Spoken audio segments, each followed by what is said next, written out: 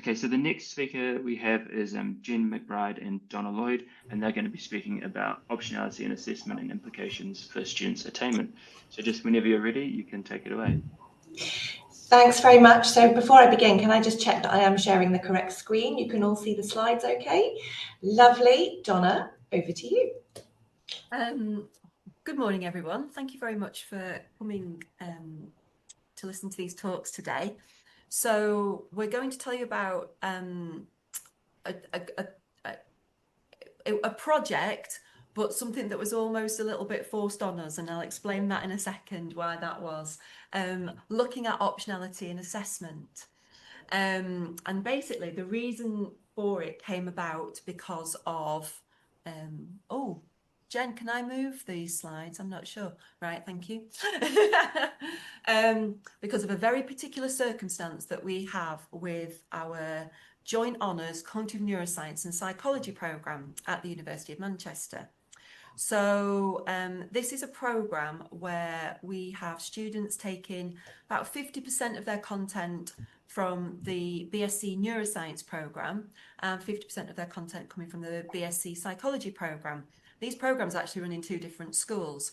So it's a brilliant programme, and it's very well integrated.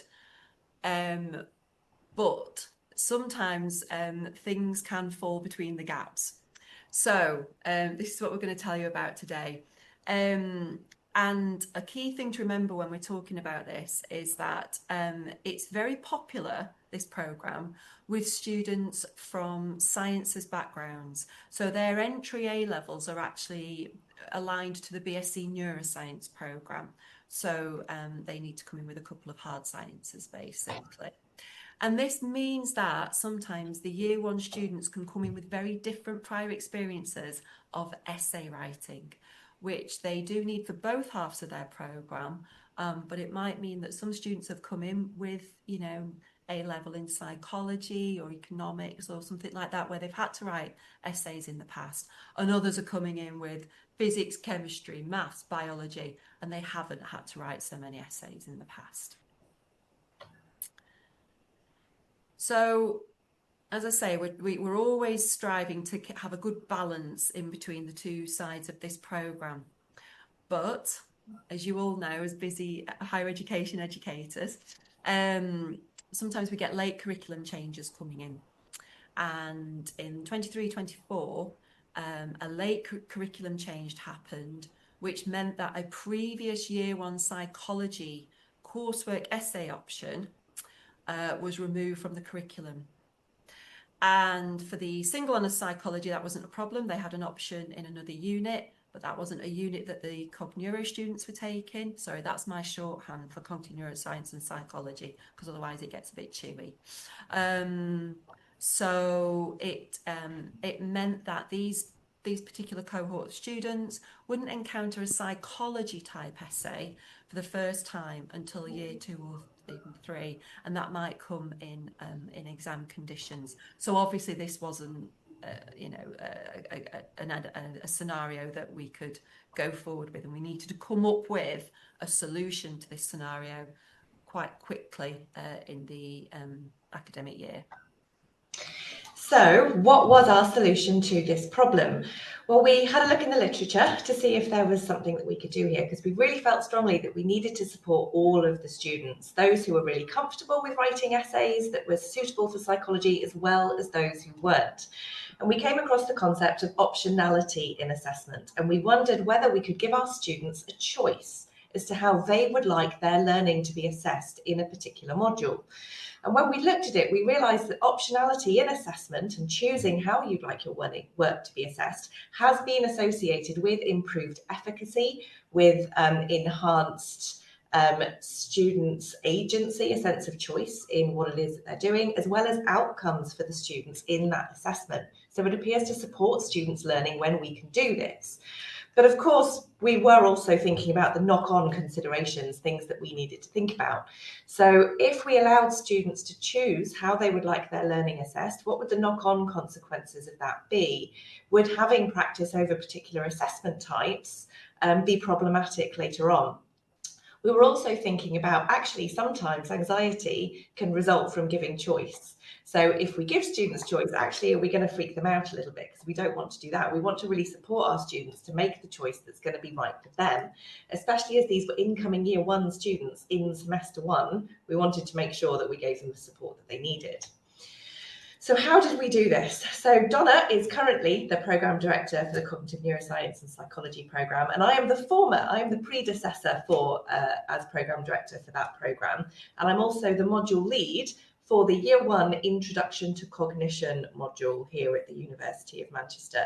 And so that means that between us, we had the agency to be able to put some optionality into assessment into this module. So this module is a mandatory Year 1 Semester 1 module. So this was something that we were throwing at students, right from week 1 when they arrived at university. And we gave our students a choice as to how they would like their learning in this module to be assessed. This was an individual choice. The whole cohort didn't have to agree. Each student could make the choice that was right for them. And the choice that we gave our students was either to have all of their learning, so 100% of their mark for this unit, assessed by a multiple choice question exam, which was 75 questions. Just as a point of comparison, this is the assessment that was offered to single honours psychology students who did not get a choice. This was the default assessment for this unit.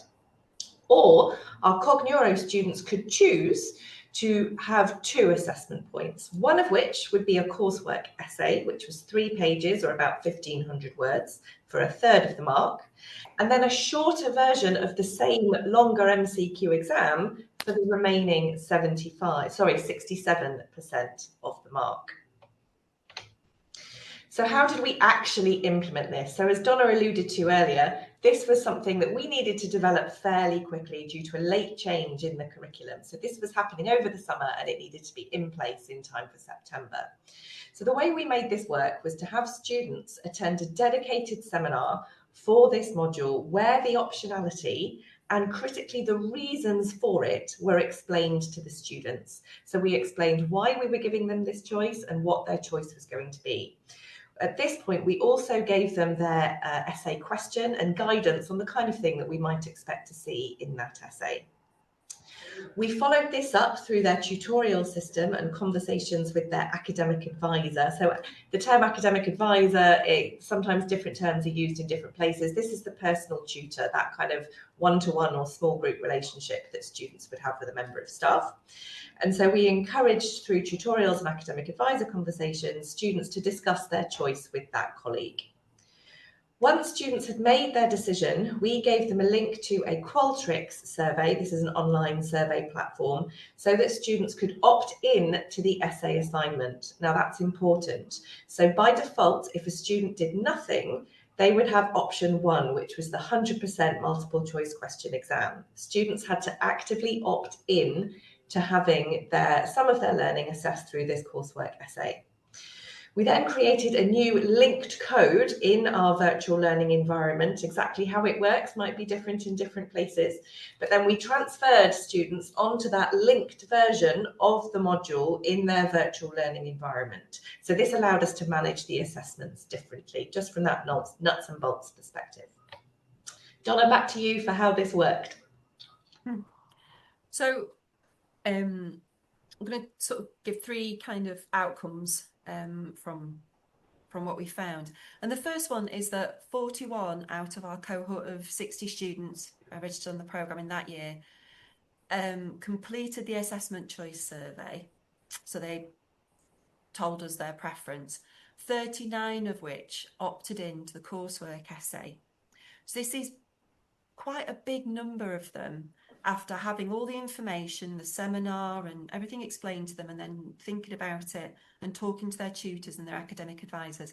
I do a lot of teaching on year 1 of the programme, so I was part of those conversations with the students, and unfortunately we didn't at the time record any of those conversations, which is a real shame actually, but they absolutely went through the whole reflective process of, why is this a good decision for me? What would this benefit me?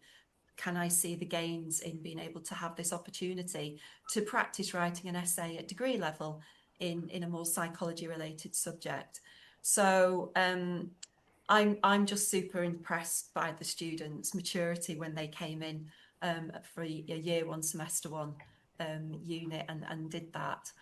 And then the question then becomes, although we don't have any formal record of why they chose the essay, there is some literature that suggests that students do like coursework than an examination alone, or some students do, and find that the marks are a bit higher, and that prior to university they will have done coursework, of course, and some of them may already know that they are confident essay writers.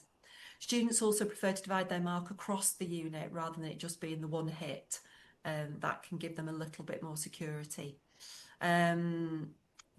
But really, for me, as an academic advisor to about a third of this cohort, I also tutor about a third of the cohort. It really was that they valued that opportunity to practice and get feedback on a psychology essay, which I thought was particularly impressive. The second thing we looked at then was whether this had any gain for them outside of just doing that psychology essay.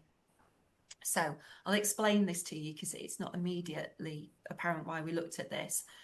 But they also do essays in year one in their biology part of their programme, the neuroscience part. They do one in semester one and they do one in semester two.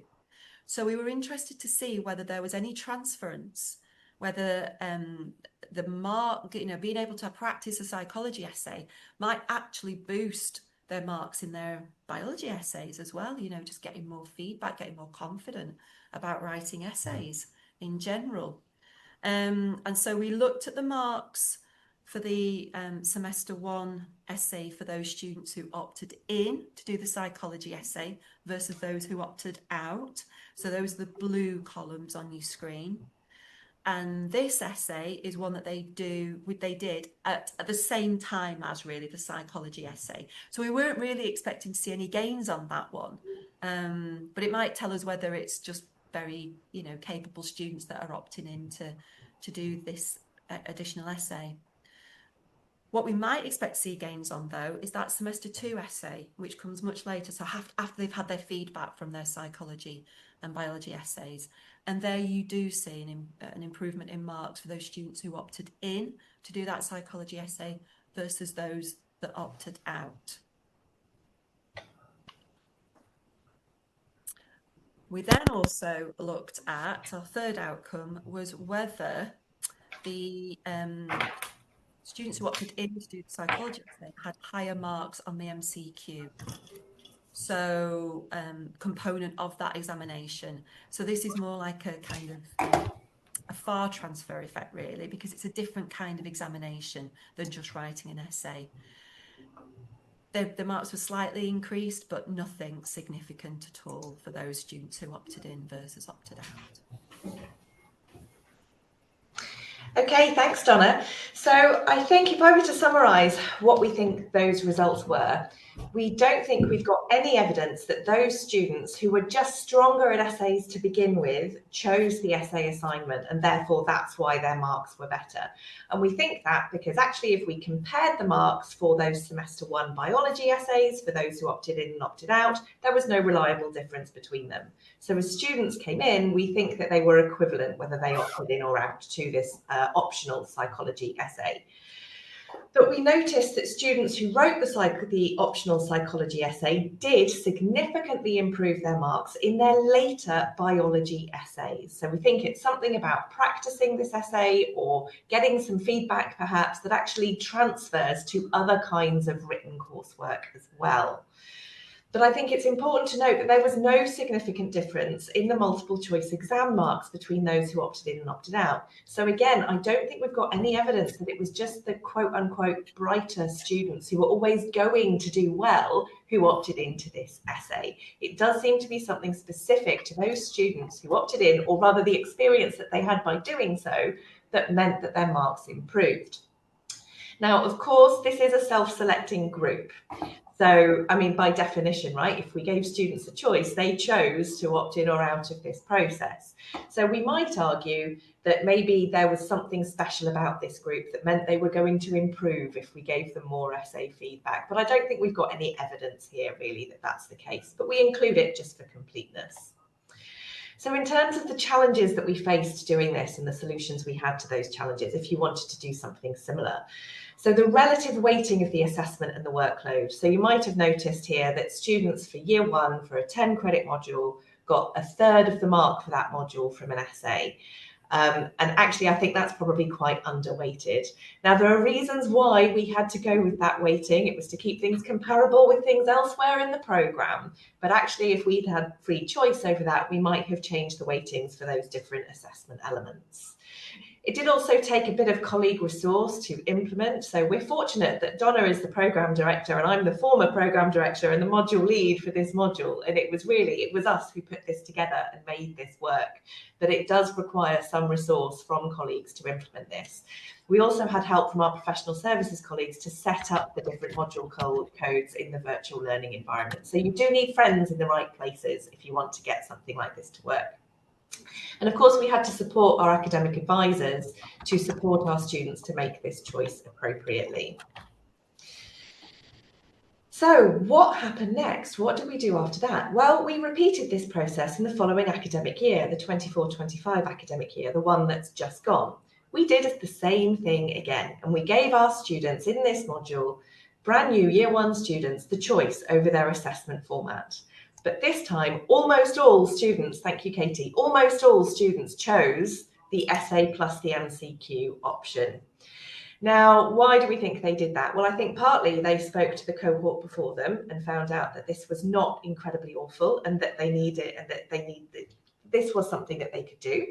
But also, I gave the seminar where we talked to students about this choice, and I was asked the direct question by the students of which last year, which students did better, the ones who did the essay or the ones who did only the MCQ? And we'd analysed the data by then. So I was honest with the students and said, well, you can get a first class mark, whichever one you pick, but on average, those who did the coursework essay did better in a later biology assessment. So I did tell them that when they asked me. So maybe that's why almost all of them opted in the second year we did this. We don't know.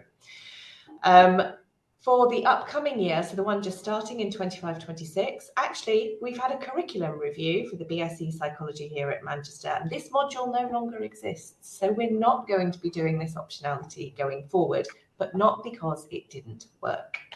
Back to you, Donna. Yeah, just really, I think for me, the biggest message I got from this, the big sort of take-home message, was that students, you can really empower them to think about their own learning and where they can see the gaps in their own learning, and you can do this with students who are brand new to higher education. It empowers them, you know, it gives them a sense of that they've got some say in what they're learning and what they need to be successful. And I just think that's great, and I'd love to do more of it, but I think it's, you know, it's definitely something that you should consider, but it comes with quite a lot of other considerations as well. Would I do it again? Yes, I definitely would. I really enjoyed seeing students go through that reflective process. Thanks, Donna. So we're at time, but for anyone who would like a copy of these slides, you can access them via this QR code, and we'll put the link in the chat as well. But otherwise, over to you for questions. Thanks very much.